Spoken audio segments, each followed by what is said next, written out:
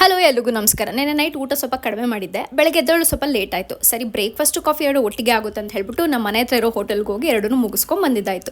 ಅದಾದಮೇಲೆ ನಂದೊಂದು 3 hours ಕಾಲ್ ಇತ್ತು ನಮ್ಮ ಕೋಚ್ ಜೊತೆ. ಅದೆಲ್ಲ ಮುಗಿಸೋ ಅಷ್ಟರಲ್ಲಿ ಆಲ್ಮೋಸ್ಟ್ 1 o'clock ಆಗೋಯಿತು.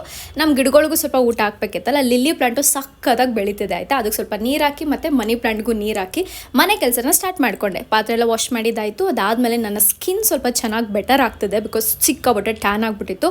ಇದಕ್ಕೆ ನಾನು ಬಳಸಿದ್ದು ಟೊಮೆಟೊ ಮತ್ತು ಅಕ್ಕಿ ಇಟ್ಟು ಸಕ್ಕದಾಗಿ ಕೆಲಸ ಮಾಡ್ತಾ ಟ್ರೈ ಮಾಡಿ. ಅದಾದಮೇಲೆ ನಾನು ಕ್ವಿಕ್ಕಾಗಿ ಫ್ರೆಶ್ ಅಪ್ ಆಗಿ ಹ್ಯಾಂಡ್ ಸ್ವಲ್ಪ ಡ್ರೈ ಫ್ರೂಟ್ಸ್ ಇತ್ತು ಲಂಚ್ಗೆ ಅಂತ ಬಂದು ಅದನ್ನು ತಿನ್ಕೊಂಡು 1-2 ಎಗ್ ಹಾಕ್ಕೊಂಡು ಆಮ್ಲೆಟ್ನ ಮಾಡಿಕೊಂಡೆ ಲೈಟಾಗಿರಲಿ ಅಂತ ಹೇಳಿ.